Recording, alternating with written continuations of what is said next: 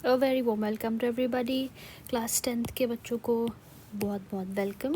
हम अभी chapter 4 making of a global world के 2.3 पार्ट पे आ चुके हैं, that is late 19th century colonialism. Very good, be consistent, ऐसे ही ये लंबा सा चैप्टर भी कवर हो जाएगा and then you head on to the next.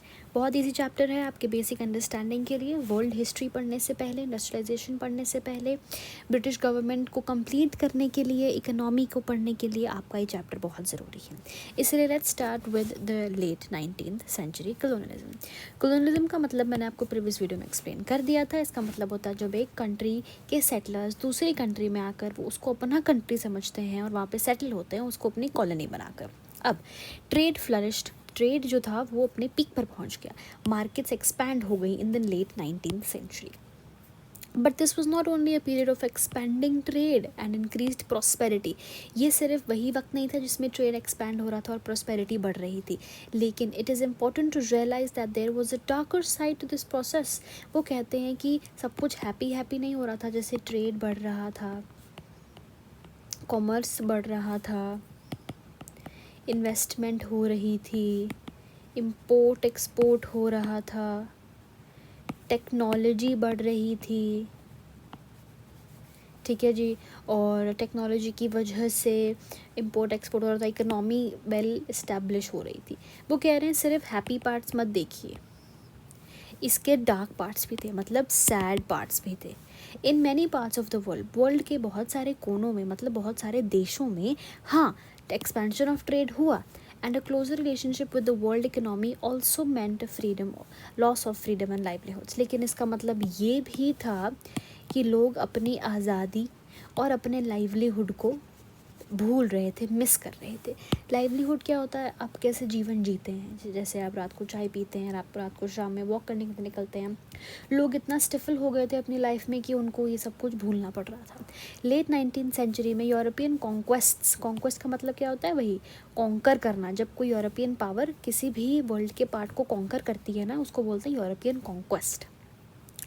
European conquest का मतलब यहाँ पे ब्रिटिशर से है, ब्रिटिश इंडियन गवर्नमेंट से है, ठीक है जी। ब्रिटिश इंडियन गवर्नमेंट ने या यूरोप ने, मतलब ब्रिटिश नहीं है, मतलब फ्रांस से भी है, फ्रेंच लोग भी थे, पोर्टुगल भी थे, वो भी यूरोप में आते हैं, जर्मनी भी आती है। ये सब ने कुछ ना कुछ देश के, ये जो सब देश हैं, इन्होंने वर्ल्ड के कुछ ना कुछ हिस्सों को कॉलोनाइज़ किया था, इसलिए इन सबको कलेक्टिवली यूरोपियन कॉन्क्वेस्ट बोला जा रहा है। आपको हर शब्द का मतलब पता होना चाहिए, ठीक है। European conquest produced many painful economic, social, ecological changes through the world which the colonized societies were brought into the world economy। ये जो यूरोपियन कॉन्क्वेस्ट्स थी, जैसे किस किस ने की थी? जर्मनी ने, फ्रांस ने, ब्रिटेन ने, स्पेन ने, पोर्टुगल ने, इन्होंने हाँ, हालांकि टेक्नोलॉजी का बहुत प्रॉस्पेरिटी किया, इंपोर्ट एक्सपोर्ट बढ़ा, ट्रेड बढ़ा, इन्वेस्टमेंट बढ़ी, टेक्नोलॉजी और इकोनॉमी बढ़ गई, लेकिन बहुत सैड पार्ट्स भी थे। ये इसको बोलते हैं बेन, इसको बोलते हैं डिसएडवांटेजेस, इसको बोलते हैं the darker side, the sad part, the difficulties people faced, कुछ भी नाम से। जैसे पॉवर्टी आई, गरीबी आई, क्योंकि कुछ लोग जो थे वो अफोर्ड नहीं कर पा रहे थे मीट। बहुत सारे क्रॉप्स को डिजीज़ लग रहा था, क्योंकि लोग इधर से उधर आ रहे थे, तो लोगों को डिजीज़ फेस करना पड़ रहा था, जैसे कि हमने पढ़ा था स्मॉल पॉक्स, ठीक है। उसके बाद लो वेजेस, क्योंकि ज़्यादा लोगों को काम चाहिए था और लैंडलॉर्ड्स पैसा नहीं देते थे, मतलब उनकी जो तनख्वाह थी, जो सैलरी थी, वो बहुत लो थी। स्टैंडर्ड ऑफ लिविंग कम हो रहा था, अनएम्प्लॉयमेंट हो रही थी लोगों की, क्योंकि मशीन्स आ गई थी, ठीक है जी। और क्या हो रहा था? खाना नहीं खाते थे, डाइटरी इश्यूज हो रही थी, लोगों की मोनोटनस हो गई थी डाइटरी, हमें पता है, पोटैटोज़ के साथ और सिर्फ ब्रेड के साथ, ठीक है जी। बच्चों को भी काम करना पड़ता था, चाइल्ड लेबर, इतनी गरीबी हो गई थी कि घर के बच्चे भी जो थे उनको काम पे जाना पड़ता था। तो ये हो जाता है आपका सैड पार्ट, ठीक है जी। नेक्स्ट आते हैं, वो कहते हैं अफ्रीका के मैप पे देखिए और आप देखेंगे कि कैसे जो है वो ऐसे कंट्रीज़ डिवाइड की, जैसे किसी ने एक रूलर लिया, एक स्केल लिया और जाके मुंह उठाकर कहीं पर भी लाइन मार दी कि डिवाइड हो गई, कंट्रीज़ बन गई, ठीक है, वो यहाँ पे यूरोपियन पावर्स के लिए एक मॉकरी है, मतलब उनका मजाक उड़ा रहे हैं कि इनको नहीं पता होता तो ये क्यों करते हैं ऐसे।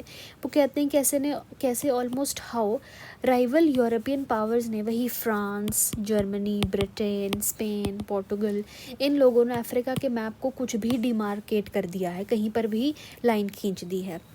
1885 में the big European powers met in Berlin to complete the carvings of Africa between them. Berlin में, ये इंपॉर्टेंट है, ये बहुत इंपॉर्टेंट है, वो कह रहे हैं 1885 में बिग यूरोपियन पावर्स जो थी वो बर्लिन में मिली थी, जर्मनी में जगह है बर्लिन, वहाँ पर। और उन्होंने यूरोपियन पावर्स ने, मतलब इन सब ने वहाँ डिसाइड किया था कि अफ्रीका को हम कैसे टुकड़ों में बांट देंगे। देखो जैसे कि फ्रांस ने बोला ये इतना हिस्सा मेरा है, ठीक है जी, ये इन्होंने यहाँ पे जर्मनी ने बोला ये हिस्सा मेरा है, पोर्टुगल ने बोला ये हिस्सा मेरा है, ठीक है जी, ब्रिटिश ने बोला ये हिस्सा मेरा है, एंग्लो इजिप्शियन सुदान बना दिया, स्पेनिश ने कहा ये मेरा है, स्पेनिश ने कहा ये मेरा है, ऐसे इन्होंने खुद में ही देश बांट लिए एक कॉन्टिनेंट को डिवाइड करके। ब्रिटेन एंड फ्रांस बहुत मतलबी थे यहाँ पर, उन्होंने अपने आप को बहुत बड़े बड़े हिस्से दिए। देखिए ये पूरा फ्रेंच हिस्सा है, ये पर्पल पूरा फ्रेंच हिस्सा, ये ब्रिटिश हिस्सा, इन्होंने अपने आप को ज़्यादा हिस्से दिए। US also became a colonial power in the late 1890s by taking over some colonies held by Spain. उन्होंने बोला है कि यूएस से भी धीरे धीरे यूरोपियन पावर्स से इन्फ्लुएंस होकर अफ्रीका में कॉलोनीज ले रहा था, जो कि पहले स्पेन की थी। अब आप देखिए कि यूएसए को यूरोपियन पावर नहीं बोला गया है, क्या बोला गया है, सिर्फ कॉलोनियल पावर, क्योंकि यूरोप में नहीं पड़ता ना, इसीलिए।